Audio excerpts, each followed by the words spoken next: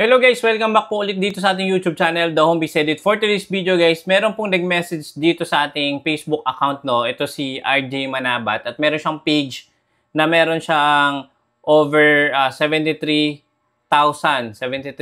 followers at naka-gain siya guys ng 123 million views, but unfortunately, hindi pa rin siya monetize. So ano nga ba yung dahilan kung bakit hindi tayo na-monetize kaagad? Although meron tayong million of views or nagba-viral naman yung mga content natin. So, ito yung tatlong reason kung bakit ba hindi tayo na-monetize.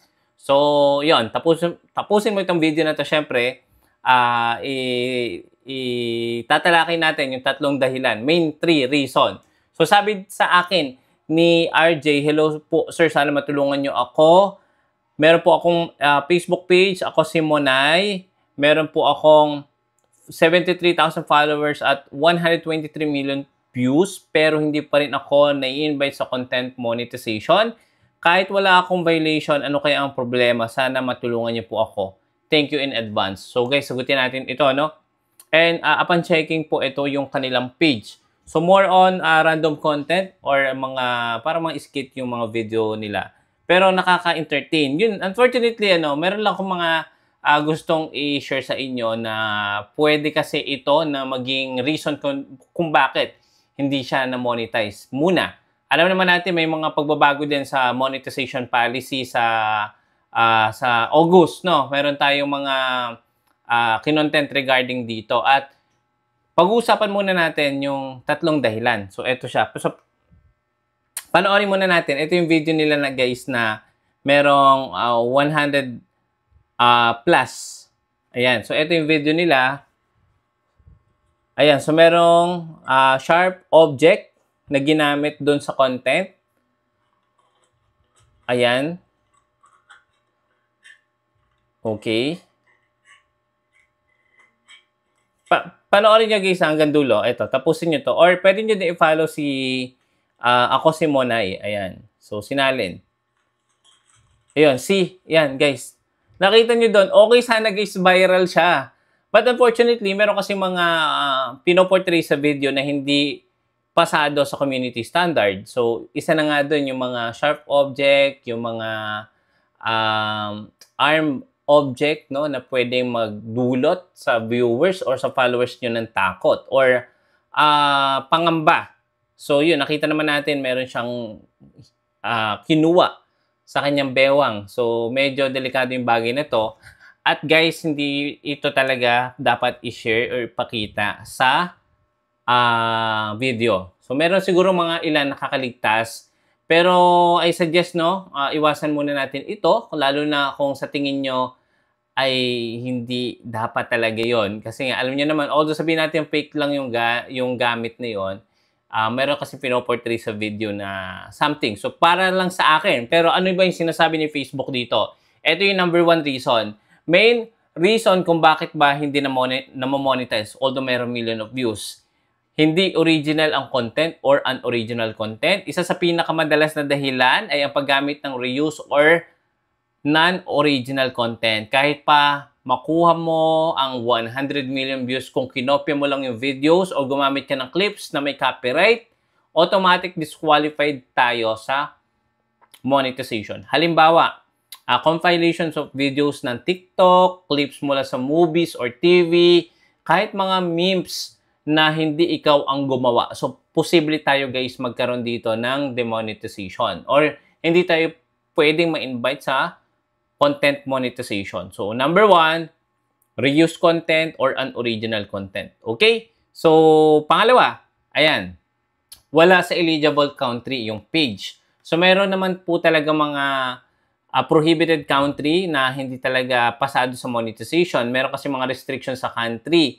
Hindi lahat ng bansa ay kasama sa monetization program ng Facebook. Kung ang page mo ay nakarehistro sa mga bansa na hindi kasama sa listahan ni Meta, hindi rin tayo mabibigyan ng pagkakataong ma-monetize sa content monetization tools.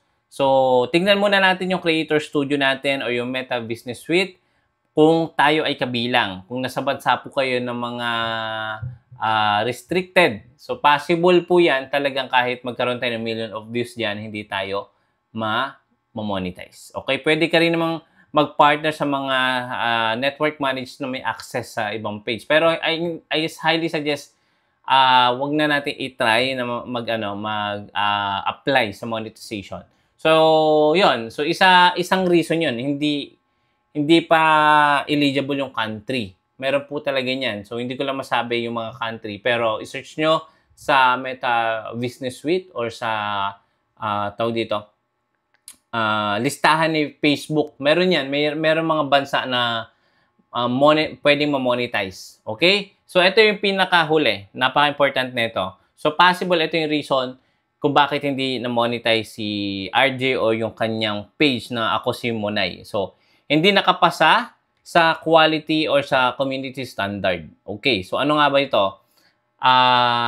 Ito yung violation ng isang video pero hindi naman totally nakikita ang violation. So, eto, kahit legit ang content mo at ang bansa mo ay eligible. So kung sa dalawa yon. Kung ang page mo naman ay may violation or limited originality, hindi ka pa rin mapapasa. Tinitingnan ni Facebook kung sumusunod tayo sa community standard at content monetization policy. Ayan. So, yung mga clickbait thumbnail, fake news, mass reporting, or community guidelines strike. So, yan. Yun yung isa sa dahilan siguro kung bakit hindi pa rin tayo na-monetize kahit meron tayong mga viral content or meron tayong million or 100 millions of views. So, pag-isipan muna natin bago natin i-upload or gumamit tayo guys sa mga editing features ng application para makat natin yung mga sensitive details. Pwede nyo naman yan guys i-blurred. Pwede din kayo maglagay ng mga disclaimer sa captions or sa description ng video for entertainment use only. Yung mga ganon. At syempre, maghintay pa rin tayo kung sa tingin naman wala naman talagang violation yung ating mga video or content. Maghintay pa rin tayo ng invitation from Facebook. So, invite only lang po talaga yung content monetization. Pero, upon reviewing po yung magaganap sa August update, hanggang August 31 na lang po yung mga individual tools like in-stream ads, ads on Reels, and then yung performance bonus. Lahat po yan ay malilipat na po sa isang content monetization tools. So, isa na lang po. At kung kayo naman ay hindi pa kabilang sa mga content monetization or hindi pa kayo invited, so maghintay lang po tayo. So, pwede rin kayo magpasa ng interest. Meron po tayong mga separate video kung paano nga ba tayo makakapag-send ng interest para tayo ay ma-invite dito sa content monetization tools. Maraming salamat. Sana natutunan po natin yung importance po ng mga policy, di ba? At the same time, yung originality at yung country kung saan dapat lang pwedeng ma-monetize. Maraming salamat. Kung nakatulong, please don't forget to subscribe, click the bell icon para kapag meron tayong mga next video update, manonotify kayo kagad. See you again sa next video. Bye-bye!